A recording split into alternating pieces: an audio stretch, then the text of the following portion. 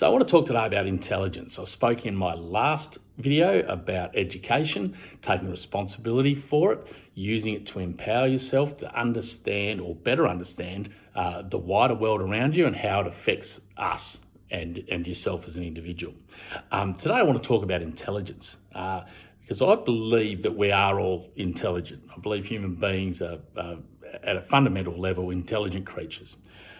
I also believe that, when we go to school and we perhaps don't do well in school or we're just not book smart, we're told by society, and it can be teachers, it can be fellow students, it can even be your parents, and we start to internalise it, that we think that we aren't smart. A friend of mine did a podcast today and he was dyslexic, right? So he struggled in school. He really struggled in school, but he is one of the smartest people that I've ever met. And he has overcome and he's learnt to deal with that dyslexia and he's learnt how he learns, which is kind of what I'm getting up to today. Now, I like data and I like science, so I use that to back up my arguments. And I'm going to use that here. There's been a couple of studies, one in South America, I believe it was in Peru, and one more recently in 2017. They did the similar sort of study in Calcutta in India, where they went into schools where there was, a lower socio-economic demographic, so poorer people. And they went into those schools and they were looking at how the kids did in maths, and particularly kids that, went to school and then after school went and worked somewhere to help provide, for their family and pay for their schooling and food and etc. What they found is they would watch these kids in school and they were failing maths, right? They were at year sort of 7 level and they were failing year 7 maths. They weren't getting it, and they weren't up to scratch.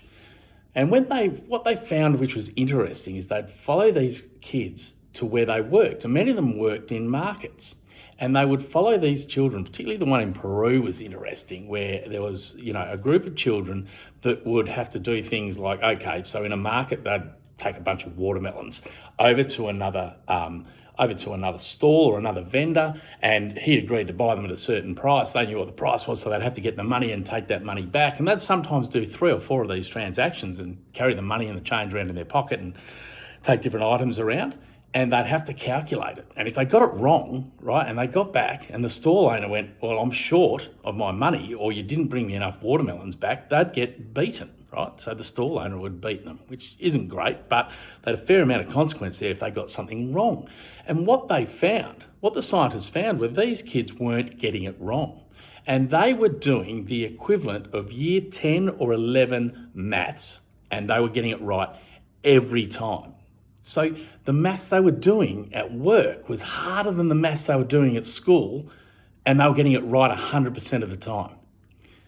The only conclusion they could make at this, and the studies are there, they're available online, and you can read them in depth if that's what you like. But they went through and they found this numerous times. The study in Calcutta has found the same thing.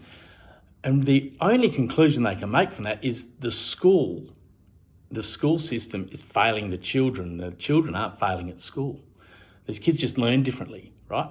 These kids learn by doing, some kids learn kinetically, there's a connection with the type of language you learn as a child that will lead to better success in maths and stuff like that. But essentially, the school system, and I'm not saying let's go out and change the whole school system. There's some very intelligent people and capable people that are working on this problem globally.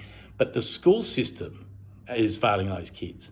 So let's say you've been one of those kids, right? And it can happen in Australia, it can happen in South America, it can, happen anywhere in the world where you haven't been successful in school and then you've told yourself, well, I'm no good at maths, right?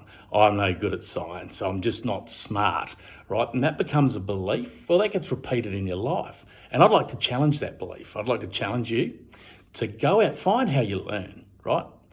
Accept that you're smart. Make that your core belief. And when you're trying to figure out a problem, give yourself that confidence, right? That you can figure it out because you can. And it's so disappointing to me because I've come across, and my friend Mike is a classic example of this, who are very, very intelligent people, but they've got that core belief and it was born in school. Now, I do apologise to all the educators out there. I'm not having a dig at you.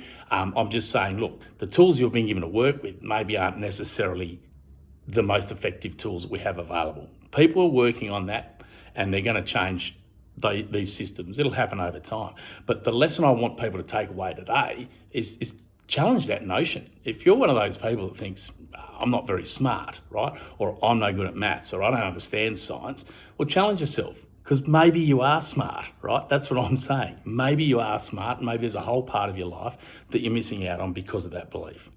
Anyway, hit me up on Facebook or LinkedIn. Let me know what you think of the video and take care.